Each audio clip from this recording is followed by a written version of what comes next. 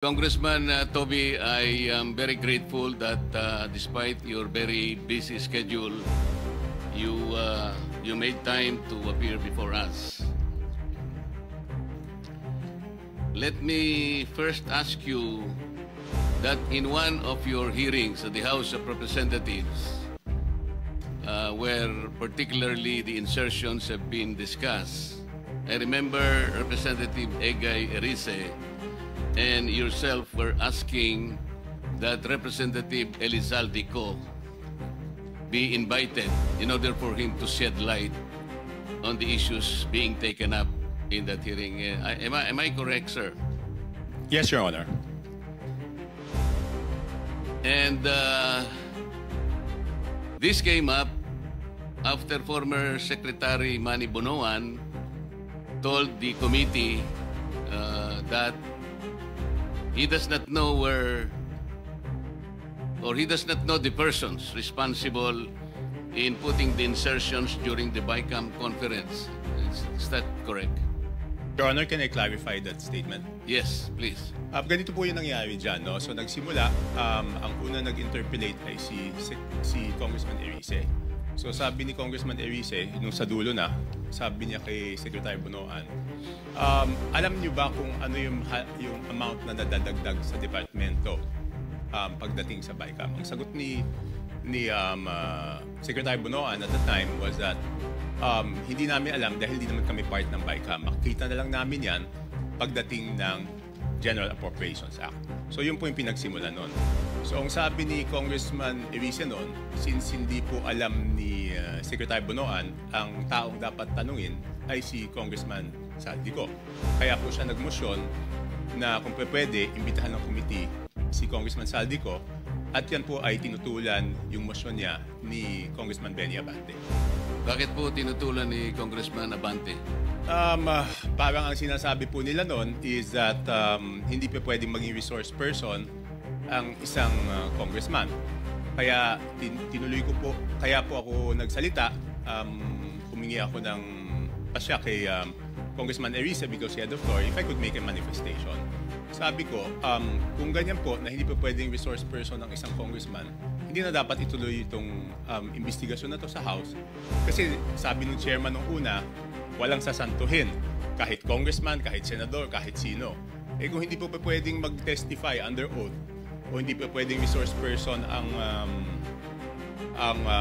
isang congressman, ibig sabihin, exempted yung congressman sa investigasyon. Yun po yung nangyari doon. Bakit po napaka-importante, bakit po napakahalaga na kailangang malaman po natin kung sino-sino yung mga taong responsable doon sa pagbibigay ng insertions po doon sa BICAM o kahit sa iba pang mga sessions po? Hindi, kasi kami po, hindi ako member ng BICAM, no? So natuklasan na lang namin ito noong, ako nalaman ko lang yan, I think March 24. March 24 ko na lang nalaman na ganun kalaki. Kala natin nung una, PhilHealth lang binawasan, DepEd lang. Later on, natuklasan ko po na yung mga flagship projects ng administrasyon, Pangulong BBM, ibig sabihin po ng flagship projects, yan po yung mga foreign assisted projects, ay tinanggalan po nila ng pondo para maisingit yung mga pondo na gusto nila isingit doon sa BICAM. So kaya po, ako rin, napakahalaga po rin sa akin na maimbitahan si Congressman Saldico. At doon po sa House of Representatives, meron pong small committee doon pagkatapos ng second reading. So ang pag-insert is not only doon sa BICAM, meron pang insertion doon sa small committee. So since walang makakasagot niyan kung hindi si Congressman Saldico, yun po, request po natin na siya imbitahan.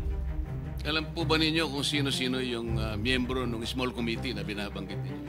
Sa House of Representatives po? Opo. Yes po. Ang chairman po noon is si Congressman Saldico, tapos senior vice chairman ng Committee on Appropriations, majority leader of the 19th Congress and minority leader of the 19th Congress, Your Honor. Sino po yung vice chair ng Appropriations? Senior vice chair si Congresswoman Stella Luz Quimbo po.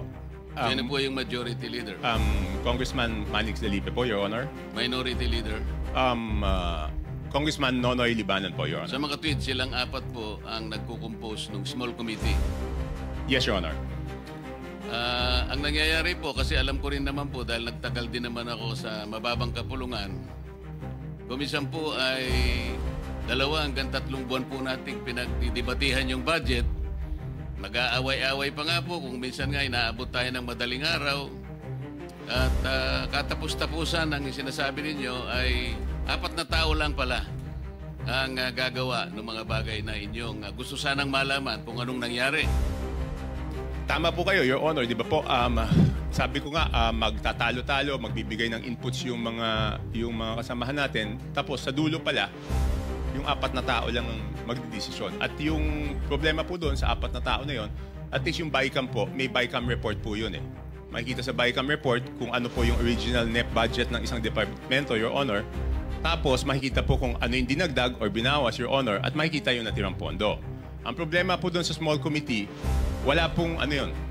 Di ba po, nung unang araw namin ng budget briefing, nandun po si Sec Mina, nandun po si Yusek Cathy, hiningi ko na po yung report ng small committee. Kasi po, di ba, sa rules po natin sa House of Representatives, Section 39, kung di ako nagkakamali, pero baka mali ako, nakasulat po doon na after 7 days after may pasa ang isang batas or 15 days pagkatapos mag-end ng session, dapat po i-file sa archives lahat ng reports tungkol sa isang House bill. So una po ako nagpahanap sa aking staff, Your Honor, ng records doon sa archives. Wala pong mahanap. Kaya nung first day ng budget briefing, hiningi ko po. Wala din sila, hanggang ngayon, wala po silang binibigay. So ibig sabihin, sabi ko, kung walang record yan, ang sigurado nakakaalam po niyan, Your Honor, is si Congressman Saldico. Bago po tayo magpatuloy, let me acknowledge the presence of Senator Sherwin Gatchalian. Wala po kayong nakita sa archive o ayaw po nilang ipakita? Hindi po kasi yung archives, alam niyo naman po, Your Honor, yung archives natin sa House of Representatives, napakagaling po nun. Kahit yung deliberations ng 1987 Constitution, hanapin niyo po dun. Lahat transcript, journal, kompleto po yun. Yun, wala talaga. At noong tinanong ko po, noon yung COMSEC, hindi po sila makasagot kung nasaan. Ang sabi ko nga, pa-email na lang sa akin, kaya tagal na po nun, hindi in-email. So wala po talaga yun. At imposible naman na walang nakakaalam nun. Alam po ninyo, meron po nga tayong tuntunin sa House of Representatives kahit na po yung kopya ng enrolled bill. May 3 kopya po dapat na nandun po dapat sa opisina ng Secretary General. Sinubukan ko rin po sanang manghiram nun kung meron pero hindi rin po nila naipakikita. Pero ganito po, so ayaw po nila talagang payagan na maimbita si Representative Saldico. Meron bang pagkakataon na kahit paano nakita nyo rin po kung sino talaga ang may kagagawan ng mga insertions doon sa BICAM? Hindi po. Ang ginawa ko po, Your Honor, is nag-research na po ako kung sino po yung gumawa ng insertions. Paano po kayo nag-research? Ganito po. Okay, mahaba po yung history niyan, Your Honor. To be very blunt about it, di ba po, nung nabawasan ng flagship projects, yung Pangulo, nung nakita niya po doon sa Sagaan na nawala yung kanyang malalaking proyekto, yung flagship projects ng gobyerno, naghanap na po siya kung saan napunta yon. So wala po ako nung unang meeting, pero I think nagkaroon ng meeting, ang dinig ko noong January, tinanong po yung Senate President, si Senate President Escudero at tinanong po si Speaker Martin Romualdez, hiningi yung listahan noong mga insertions doon sa budget. Ang pagkaalam ko, ulitin ko, wala po ako nung unang meeting, si Senate President Escudero, binigay po yung listahan ng Senate amendments, no? Doon 3 days after the meeting. Nung tinawag po ako sa pagpupulong noong March 24, nalaman ko po na wala pang binibigay yung House of Representatives at that time, in March 24. Kaya po ako nasama sa meeting na yon is para hingin na sa House of Representatives yung listahan noong mga insertions ng House of Representatives naman. So kaya lang po ako napasok dun sa usapan na yon noong March 24. March 24, 2025 was the first meeting. So dahil nga po sa paghahangad ninyo na malaman kung ano-ano yung mga insertions, kanino napunta at sino yung may kagagawan, paano po nyo eventually nalaman kung talagang nalaman ninyo? Hindi, ganito po, Your Honor. So, March 24, paglabas ko doon, kasi nagmamadali na nun si Secretary Bunoan eh. Kasi ang worry niya po noon, March 29, mag-election ban po, di ba? So, hindi maa-award, hindi mapapagawa yung projects. At pag hindi po napagawa yung projects, apektado po yung buong ekonomiya natin, di ba po? So, paglabas ko, tinawagan ko po si Congressman J.J. Suarez. Kasi sabi sa akin doon sa meeting na yon na since wala na si Saldi ko, ang kumakausap na lang sa mga department secretaries ay si Congressman J.J. Suarez. So, ang ginawa ko po, Your Honor, tinawagan ko siya, hiningi ko po yung listahan ng insertions. Pero nagtagal po bago po nila naibigay sa akin. I think 3 batches bago po nila naibigay sa akin yung kompletong listahan po nung sa House of Representatives. Sa mga po ay kinausap nyo si Congressman J.J. Suarez, nagbigay naman po ba siya ng impormasyon na inyong hinihingi? Tinawagan ko po. Nung una, nagpabigay siya ng hard copy. Sabi ko, paano ko naman hahanapin to? Hard copy. Pero nagtagal eh. Checking ko lang po kung anong date niya binigay. Basta hindi ka agad. Tapos, ang nangyari po noon, binigay rin in 3 tranches. Una, nagbigay ng isang batch. Pangalawa, nagbigay ng isang batch. Tapos yung isang batch na tagalan. So, sabi ko, hindi ko po mache-check kung at hindi ko masasubmit sa executive branch kung hindi kompleto. So, later on, napilitan namin silang ibigay yung kompletong listahan, Your Honor. Ano po ang nakita ninyo nung ibigay nila ang kompletong listahan sa inyo? Hindi, ginawa ko lang, Your Honor, is pinagkumpara ko po yung di ba po, admittedly, lahat naman po kaming congressman, pag nakita yung NEP, ang natural na tendency naman hihingi ng extra para sa aming distrito. Okay? So, susulat po kami. At least ako, sumusulat ako. So, syempre, nung binigay sa akin yung listahan, ang unang naisip ko nun, ang una ko pong naisip is, kung ikaw, congressman, hihingi ka para doon sa distrito mo. Hindi ka naman hihingi para sa ibang distrito. So, minatch-match ko po yung data. Ang haba doon, hindi ko alam kung gaano karami. Ang una kong ginawa, kasi wala naman nakasulat na congressman doon. Ang nakasulat yung district. So, para malaman ko yung congressman, hihingi ko po kay Yusek Katip. Pinadala ko sa kanya yung file, and she can confirm this. She is here. Sabi ko, Yusek, pakiisa-isa mo nga. Lagyan mo kung sino yung congressman kasi gusto ko i-compare yung proponent tsaka yung congressional district. Kung congressional district, hindi ko naman kabisado kung sino yung congressman doon eh. So, ang sabi ko sa kanya, pakilagay mo yung pangalan ng congressman. So, binalik niya po sa akin. Pagkatapos noon, sabi ko po kay Congressman Suarez, ikaw naman, ilagay mo yung pangalan ng proponent. Sabi niya, bakit kailangan yung proponent? Kailangan siyempre malaman kung sino yung nag-request. So later on, matagal, hanggang nung sinabi ko, walang gagalaw dito, hindi ko maprepresent ito. Kasi pinapaayos sa akin eh. Siyempre gusto ko, pag pinisenta ko po, dahil ako magpipresenta nun, kailangan kompleto yung data. So sabi ko, hindi ko masisimulan yung presentation kung hindi nyo ibibigay kung sino yung proponent. So later on, naibigay din. Hindi ko lang, wala lang yung telepono ko sa akin, Your Honor. Hindi ko ma-check na ano. So mga tweet, naibigay naman sa iyo ni Yusek Cathy Cabral kung ano-anong mga distrito yon. Yes po, Your Honor. At naibigay naman sa iyo ni Congressman J.J. Suarez kung sino yung proponents doon sa mga distrito. Yes, pero nagtagal po. Nagtagal. Kaya ngayon po, pwede ba niyong sabihin sa amin kung ano ang napansin ninyo? Kung ang pag-uusapan ay yung mga distrito at yung mga proponents na nagbigay o naglagay doon sa mga distrito na yun. Ano yung unusual na napansin ninyo kung meron man? Your Honor, ang una ko pong ginawa, siyempre ako po'y magpepresenta. Ayoko naman na ako magpepresenta tapos mali pala yung data na ipipresenta ko. So ang una ko pong chinek, Your Honor, is yung kasi di ba sa BICAM, may nadagdag naman talaga po doon sa Navotas. Okay? Yun nga, ini-issue sa akin, insertion yun. Hindi ako makakapag-insert, Your Honor. Kasi ako po ay hindi membro ng BICAM. So pwede lang po ako mag-request kung ano man yung pumasok doon sa BICAM, yun amyenda na pinayagan ng BICAM. Okay? So, para hindi ako mapahiya, ang una kong chinek is kung tama yung pumasok o yung distrito. Hindi, yung sa akin muna. Yun nga po, sa distrito niyo. Kasi alam ko po kung magkano yung nadagdag sa akin sa BICAM. Tumama naman po. Tumama kasi ang request ko noon is 1.1 o 1.2. Ang pumasok po galing sa House of Representatives na request is 529 at meron po galing sa Senate na 121 po yata. Pero yung sa Senate is all classrooms po yun. So nung tumama na, sabi ko, since tama yung sa akin na nadagdag doon sa aking NEP, kumpiyansa ako na tama yung records. So ginawa ko po, pinesend ko na po.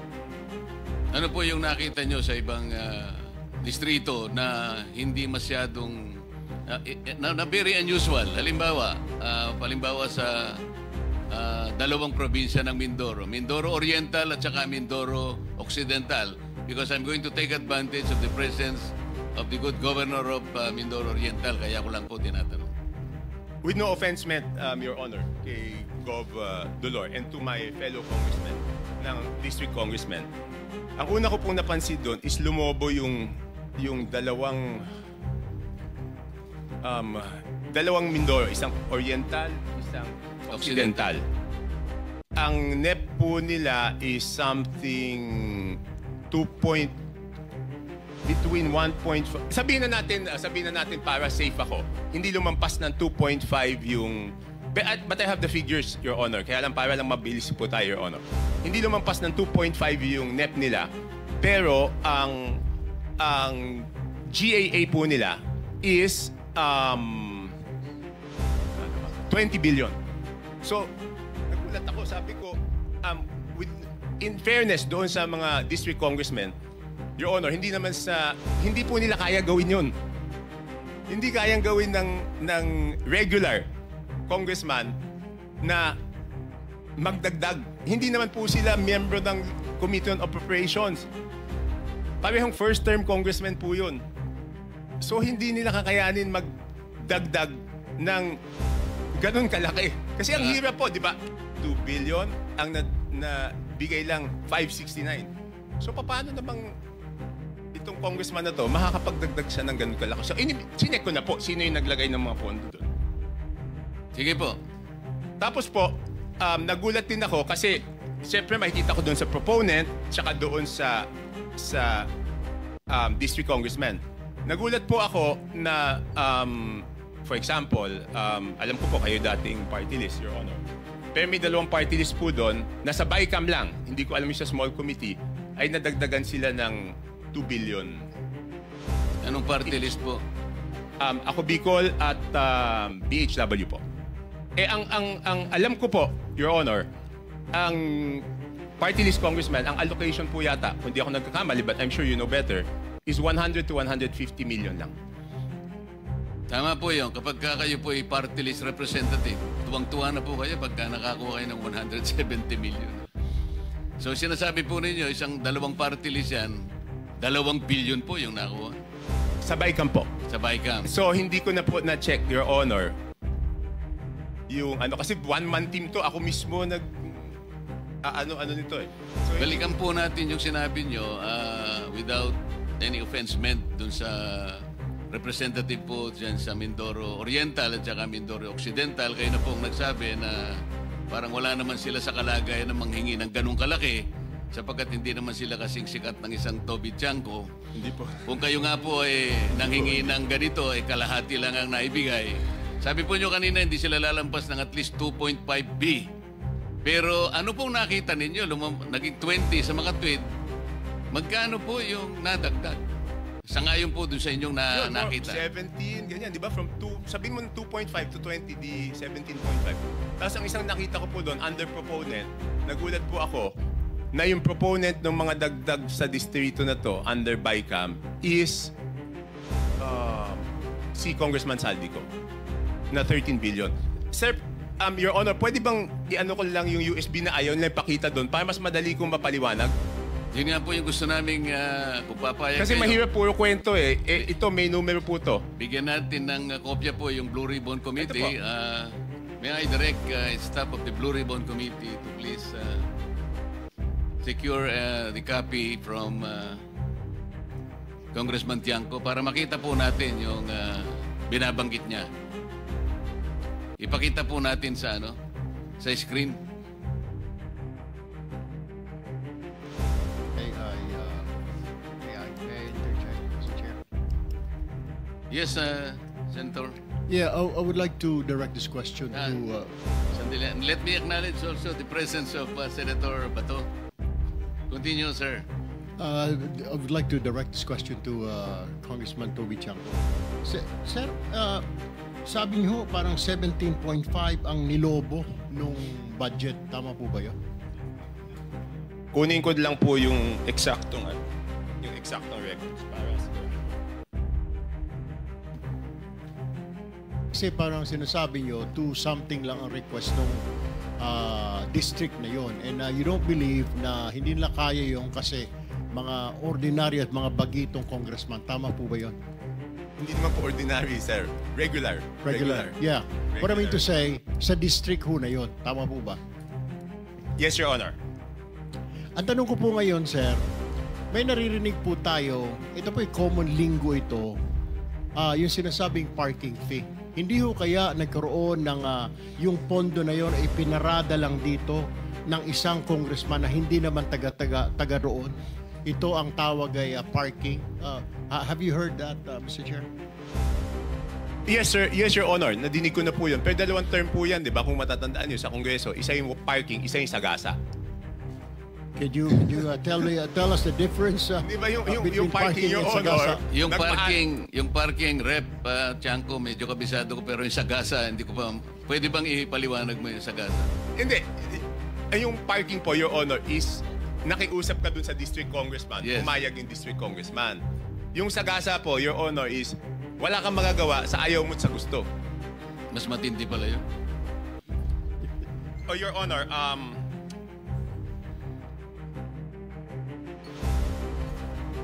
so 2 term po yan, Your Honor. Isang parking, isang... Kasi madidinig po sa congressman nasagasaan kami. Paano naman kayo nasagasaan? Binatuhan kami ng pondo na hindi naman namin alam. Ang ibig sabihin, Mr. Chair, yun nangyari sa Mindoro ay sagasa po yun? Ay, Your Honor, I have no personal knowledge. Your Honor, ito po. Mindoro Oriental, DEO, 2530 billion ang NEP. Nandito naman po si Yusek Kati, pwede niya i-confirm to kung may records namin. Tapos, ang total budget is 20 billion 999 million. Tapos, yung Mindoro Oriental DEO, 1 billion 508 million 583,000. Ang GAA po niya is 20 billion 795 million 429. So nagulat ako nung nakita ko yun, Your Honor. In both provinces, si Representative Saldico ang nakalagay po na proponent. Hindi, doon po sa ano. Kasi ganito po to. Ito na po yung total. Sabi ko nga, hindi ko makikita kung ano yung sa small committee. Ang nakita ko, nung tinitignan ko po yung kay Saldico, next slide please. Yan, maliit lang eh. Yan po, for example, ito muna, ABRA.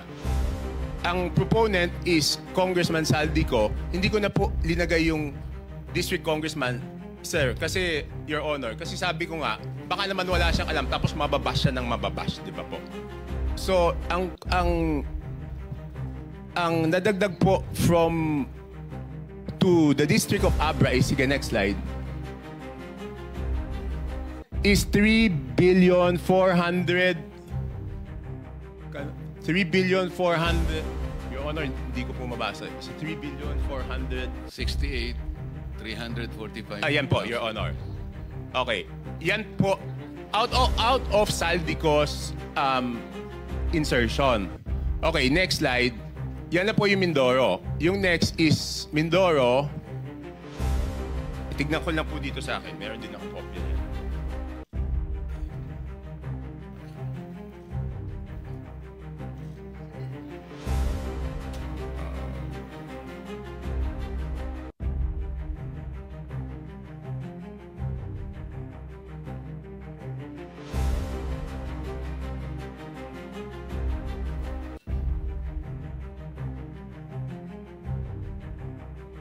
Next is Occidental Mindoro, 3.2 billion po yan ang nadagdag. Okay, next is Oriental Mindoro, 3,105,759,000. Next is total po ng Romblon is 620 million. Tapos next po, Bukidnon is 580,222,000. I would like to clarify, Your Honor, I will make it clear, hindi po ito district ni Congressman Joe Zubiri. Hindi po. Just to clarify, hindi niya distrito yan. Tapos yan, sunod-sunod na po. Itong Camarines Norte, 550 million. Itong, ano ba yung sumunod? Batangas, 429. Meron pa pala ulit na Mindoro. Hindi ko alam bakit nahiwalay ito. Baka ibang district ito. 400 million. And then Sarangani, 300. So next slide. Pag tinotal niyo po, yan, magbabalanse po yan. 13,803,693 with Congressman Saldico as proponent. And pag tinotal mo yung district, yung subtotal, 13,803,693,000, Your Honor. For the record, ang binabanggit po nating Representative Elizaldico, siya po yung chairman ng House Appropriations Committee. Sa mga tweet po, Rep. Toby, kung titingnan po natin at pagbabasihan, ito pong nakalap po ninyong impormasyon, lumalabas po na si Rep. Saldico ay siyang proponent ng halos 13.8 billion. Hindi natin malaman kung ito pinarada o sinagasa. Yun po ba ang ating conclusion? Ano po yung ilang congressman dyan, sabi niya hindi amin yan. Hindi namin ni-request yan. So hindi ko na po, hindi na ako nagtanong kung parada yan or sagasa. Ang sinasabi ko lang po is, yan po yung nakita ko. Kasi normally, kung kunyari, yan po yung request ko, dapat ako yung proponent. At ako rin po yung congressional district. So pag magkaiba, magtataka kayo bakit eh. Chair, baka may dadagdag si Gob doon. Yun nga po, may I take advantage of your presence, Gob. Total, nababanggit naman po ang inyong probinsya. Siguro po makapagsalita kayo sang-ayon po dun sa revelations po ni Representative Toby. Nag-request po ako kay Gov. Dolor. Tapusin ko lang, mabilis na lang to eh. Okay. Yes. So makikita ko po, yung Ako Bicol, yan po, ang BICAM is 2,295,000,000. Next slide. Yan. Next slide. Yan. Ang Ako Bicol, ang ano po niya, ang napunta po sa BICAM pa lang is 2,295,000,000. Again, hindi ko alam yung small committee. And then yung BHW po, ang total is 2,064,000,000. At ito po, Your Honor, buti na lang naagapan to kasi po, hanggang ngayon, hindi po rini-release yan. Kasi nung natuklasan na ganyan, nakakapagduda, hindi po ni-release. Your Honor, pwede po ako magtanong kay Yusek Cathy. Meron lang akong gusto i-clarify, Your Honor. Please proceed. Yusek, di ba ginagawa ito short of award, di ba po? Yes, sir. Kapag na lumabas na po yung GAA, pwede na po silang mag-advance procurement short of award hanggang ma-download po yung pondo sa implementing office. Okay.